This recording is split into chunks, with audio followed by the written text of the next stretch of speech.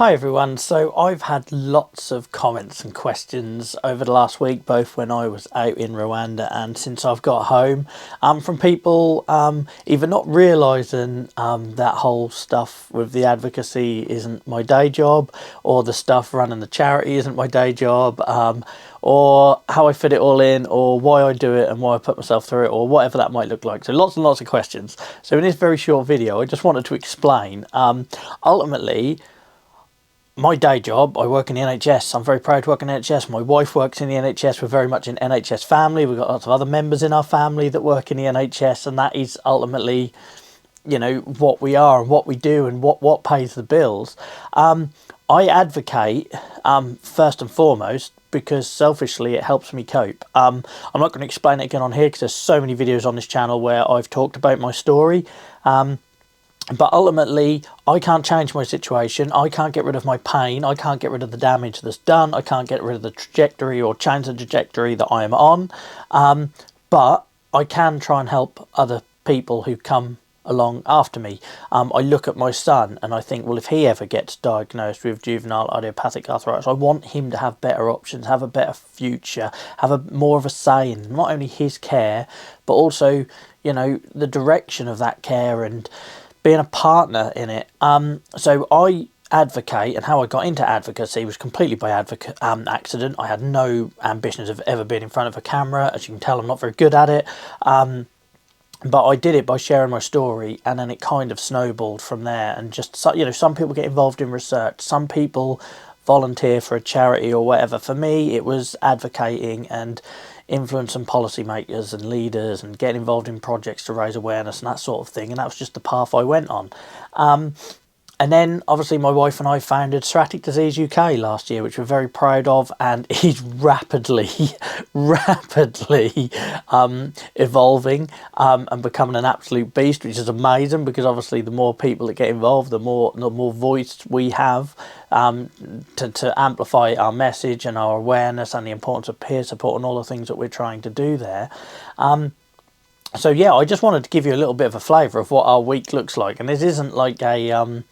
This isn't for, like, I don't know, pat on the back or anything like that. It's just to explain why I will never be as present on social media as some people out there. I won't be able to say yes to everything. No, I'm not making any money when I go on these trips. In fact, it costs me and my family lots of money. You can imagine, sometimes I'm fortunate enough where an organisation will pay for my flight or offer to put me up in a hotel. But most of the time, we're coming back hundreds of pounds in debt and in overdraft and and lots of other things that go with this, So basically, my week looks like I work Monday to Friday in the NHS, and then on Tuesday nights I stream on Twitch where we use computer games to raise awareness and provide peer support spaces for maybe people that are using either gaming as a way of escaping or where they maybe just don't want to go out of their way to get help. Not everyone is going to sign up to a Facebook group. Like, I run Facebook groups, but as a 40-year-old man, I'm never joining a Facebook group. That isn't where I would go to get help. So we use gaming as a way of providing that peer support and meeting people where they are, and that tends to be more light-hearted and jokey.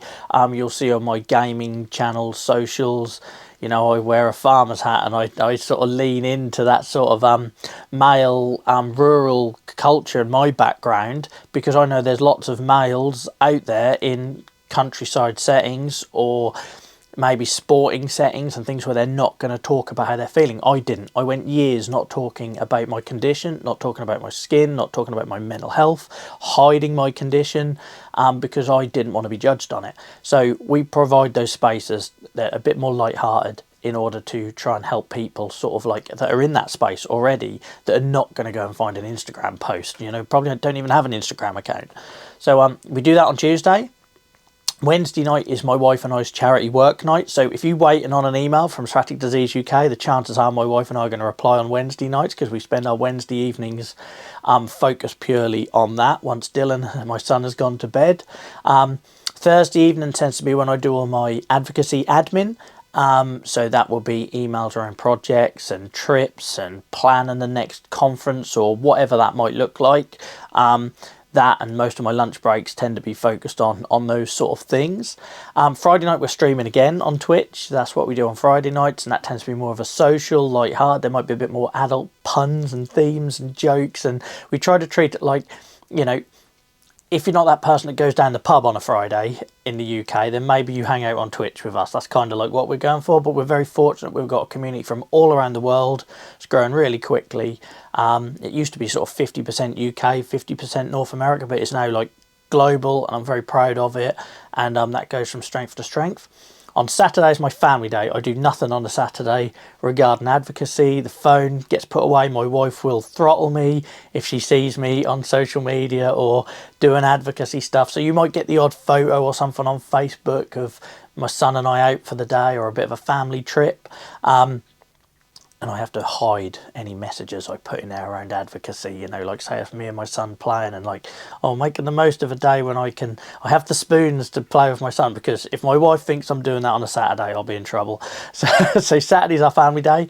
Sunday's also a family day, but on Sunday evening we do the Chronic Pain Club on YouTube, which is probably where you're watching this. If not, it's youtube.com/Joel versus arthritis. Probably should have said earlier that Twitch is the same, twitch.tv/Joel versus arthritis. Yeah, Sunday night is where we do the Chronic Pain Club, which is a live talk show with people with lived experience. We've also had doctors, academics, researchers, all sorts of people on. I haven't had a politician yet, but we will do one day, where we try to get people from all sides of the table of lived experience to talk about personalised care, patient involvement, the value of lived experience, all them sort of things. If you've been watching before, you already know the topics we cover. But every Sunday, health permitting or providing I'm not on a trip, we do that on Sunday, and then back round to Monday. And Monday night is the one night I try not to do anything, because frankly I'm exhausted. There's only so much a man can do with his health condition. So yeah, and that's basically what our week looks like. So 2 Twitch streams a week, 1 live talk show on YouTube, and then amongst all of that, oh, and we kind of run a charity as well. But then amongst all of that is the podcast. There's the Joel Nelson podcast, which takes episodes from the Chronic Pain Club and puts them out on a podcast for people that maybe aren't going to watch a video like this, but they want to listen. So we do that, again, meeting people where they are.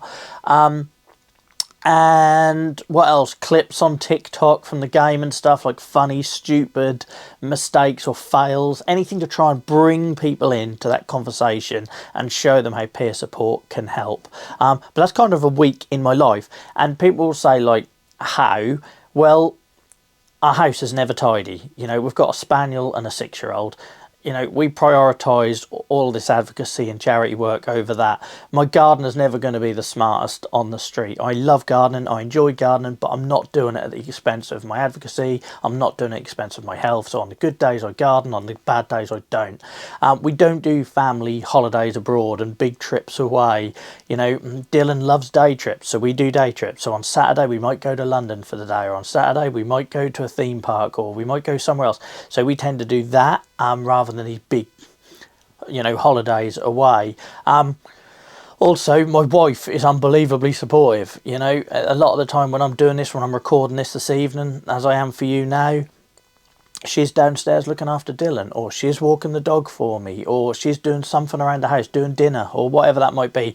None of this would be possible without my wife, so a massive shout out to Anita, and please feel free to give her some love in the comments, because nobody can do what we do without those people behind the scenes that are supporting it. She also moderates the Twitch channel, the Discord server. Oh yeah, we run a Discord server as well.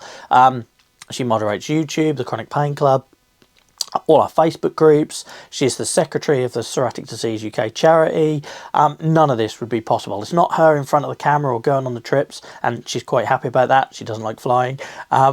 But none of this would be possible without her. And also none of this would be possible without the trustees that I have at Psoriatic Disease UK, without the other moderators on things like our Discord server and Twitch channels and things like that. There's a whole community behind what we do here.